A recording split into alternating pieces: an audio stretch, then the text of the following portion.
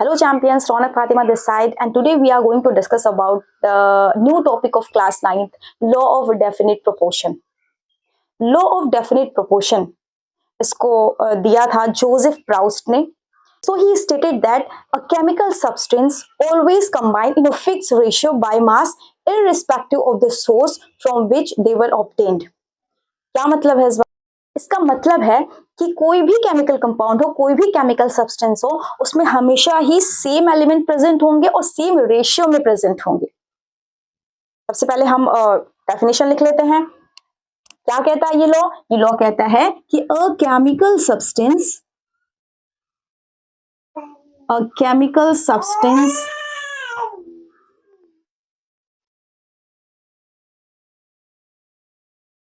always combine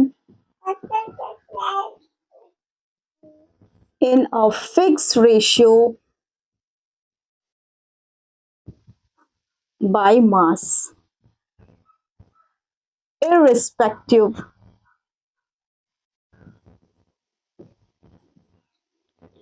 of the source from which they were obtained.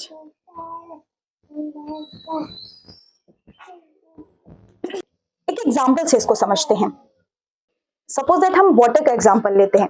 अब water आप किसी भी सोर्स से लेके आइए, आप वेल से लेके आइए, आप मरीन वाटर लेके आइए, आप रिवर का वाटर लेके आइए, या फिर आप अपने घर से टैप वाटर लेके आइए.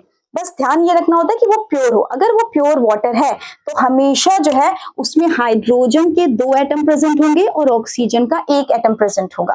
सेम एलिमेंट प्रेजेंट होगा, हाइड्रोजन और ऑक्सीजन, कोई और एलिमेंट प्रेजेंट नहीं होगा, और फिक्स्ड रेशियो में प्रेजेंट होंगे. फिक्स्ड रेशियो का मतलब कि यहाँ पे जो हाइड्रोजन और ऑक्सीजन का जो रेशियो है वो है 1:8.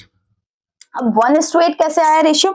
हाइड्रोजन का मास होता है 1, और क्योंकि यहाँ पे हाइड्रोजन 2 है तो यहाँ पे हम 2:, ऑक्सीजन का मास होता है 16, तो 2:16 लिख सकते हैं. इसको हमने सिंप्लीफाई करके 1:8 लिख दिया है. ठीक है, या तो आप 2:16 लिखिए, वो भी बिल्कुल करेक्ट है, और 1:8 भी आप लिख सकते हैं.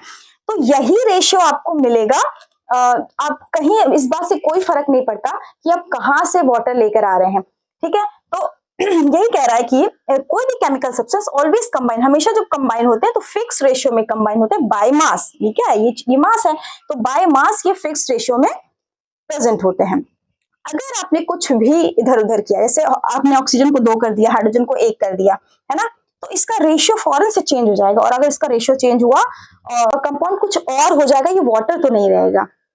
ठीक है, बस ये इसका मतलब है कि अगर आपने 9 ग्राम वाटर लिया है ना, 9 ग्राम अगर आपने वाटर लिया है, और अगर आप इसको डीकम्पोज करते हैं, जब आप इसको डीकम्पोज करेंगे तो हमेशा आपको क्या मिलेगा?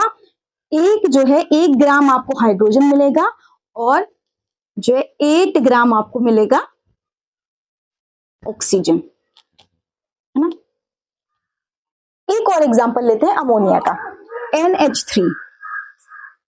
ओके, अब अमोनिया में एक नाइट्रोजन का एटम है, 3 हाइड्रोजन के एटम है. तो फॉर एग्जांपल आपने अगर 17 ग्राम अमोनिया लिया, इसका रेशियो क्या है? इस अमोनिया में रेशियो क्या होना चाहिए? वीडियो को पॉज करिए और खुद से बताइए कि इसका रेशियो क्या होगा. ठीक है, तो अमोनिया में जो रेशियो है, ये नाइट्रोजन का मास कितना होता है? 14, तो 14:, और हाइड्रोजन का मास कितना होता है? 1. लेकिन यहाँ पे कितने हाइड्रोजन है? 3 हाइड्रोजन है, तो 14:3 ये इसका रेशियो है. ठीक है, ये इसका रेशियो है. अब अगर आपने 17 ग्राम अमोनिया लिया है, 17 ग्राम आपके पास अगर अमोनिया है, और अगर आप 17 ग्राम अमोनिया को डीकम्पोज करते हैं, किसी भी तरह से आप डीकम्पोज करते हैं, तो आपको हमेशा 14 ग्राम जो है वो नाइट्रोजन मिलेगा और 3 ग्राम मिलेगा आपको हाइड्रोजन. ठीक है, अब इसको एक न्यूमेरिकल से समझते हैं. क्वेश्चन है आपका कि if there are 42 gram of hydrogen in a sample of methane, अगर मीथेन का एक सैंपल है और उसमें 42 ग्राम ऑफ हाइड्रोजन प्रेजेंट है, then how many grams of carbon are present, तो उसमें कार्बन कितना प्रेजेंट होगा? बहुत सिंपल सा क्वेश्चन है, कुछ नहीं करना है आपको. अब ये देखना है आपको कि मीथेन में कार्बन कितना है? 1, और हाइड्रोजन कितना है? 4. तो मतलब एक मीथेन के सैंपल में 12 ग्राम कार्बन प्रेजेंट है, ठीक है। तो 12 ग्राम कार्बन के साथ मीथेन को बनाने के लिए 4 ग्राम हाइड्रोजन चाहिए, है ना। हाइड्रोजन का मास होता है 1, और क्योंकि मीथेन में 4 हाइड्रोजन है तो 1 इंटू 4 4, तो 12 ग्राम कार्बन को 4 ग्राम हाइड्रोजन चाहिए क्या करने के लिए, मीथेन को बनाने के लिए। अब आपसे पूछ रहा है कि 42 ग्राम ऑफ हाइड्रोजन है अगर आपके पास, तो कितना कार्बन आपको लगेगा, या फिर कितना कार्बन उसमें प्रेजेंट होगा। 42 ग्राम ऑफ हाइड्रोजन में अगर मीथेन आपको बनाना है तो कितना ग्राम उसमें कार्बन प्रेजेंट होगा, कितना ग्राम कार्बन को 4 ग्राम हाइड्रोजन चाहिए, तो कितने ग्राम चाहिए 42 ग्राम हाइड्रोजन के लिए। तो करना है, बस क्रॉस मल्टीप्लीकेशन कर देना है। कैसे, 12 into 42 is equal to 4x, है ना। 12 into 42 is equal to 504, I think, is equal to 4x, and x is equal to 504 upon में 4 is equal to 126 ग्राम। ये आपका आंसर आ गया। कुछ नहीं करना है, सिर्फ क्रॉस मल्टीप्लिकेशन करना है। बस आपको ये ध्यान रखना है कि जो कंपाउंड आपसे पूछा गया है उसमें कितने अमाउंट में किस रेशियो में वो सारे एलिमेंट्स प्रेजेंट है, ये बहुत ध्यान देने वाली बात होती है। तो चलिए एक और न्यूमेरिकल सॉल्व करते हैं सो दैट आपको ज्यादा अच्छे से समझ आ जाए। तो सेकंड क्वेश्चन है आपका, if there are 19 gram of oxygen in a sample of aluminium oxide, how many grams of aluminium are present. Means अगर आपके पास 19 ग्राम ऑक्सीजन है, किसके सैंपल में, एल्यूमिनियम ऑक्साइड के सैंपल में।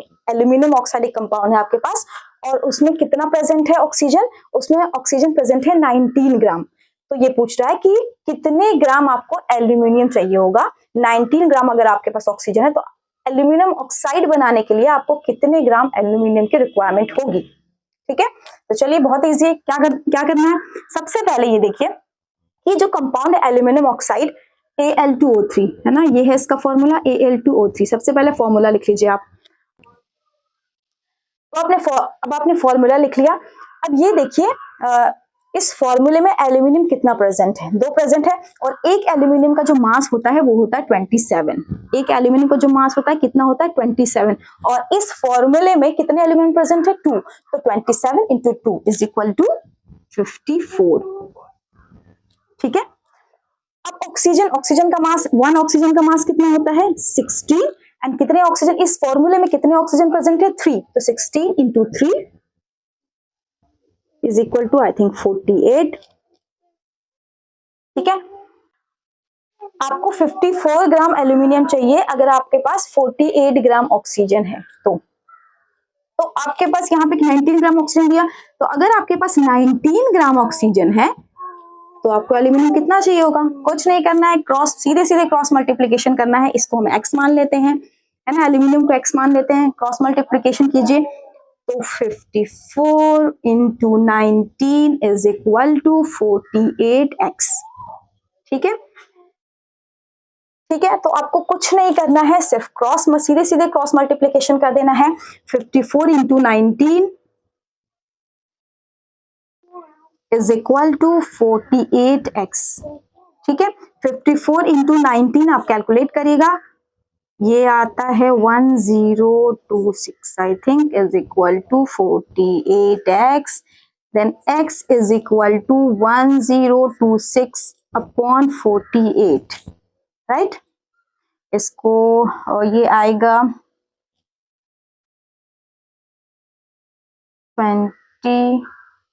21.4 ग्राम आई थिंक। आपको यहाँ पे ध्यान सिर्फ इतना देना है कि जो सैंपल आपसे पूछा गया उस सैंपल का फॉर्मूला क्या है और उसमें कितने अमाउंट में वो एलिमेंट्स प्रेजेंट हैं, ठीक है। बहुत सारे स्टूडेंट्स क्या गलती करते हैं, तो उसका सीधे मास से कैलकुलेट करने लगते हैं।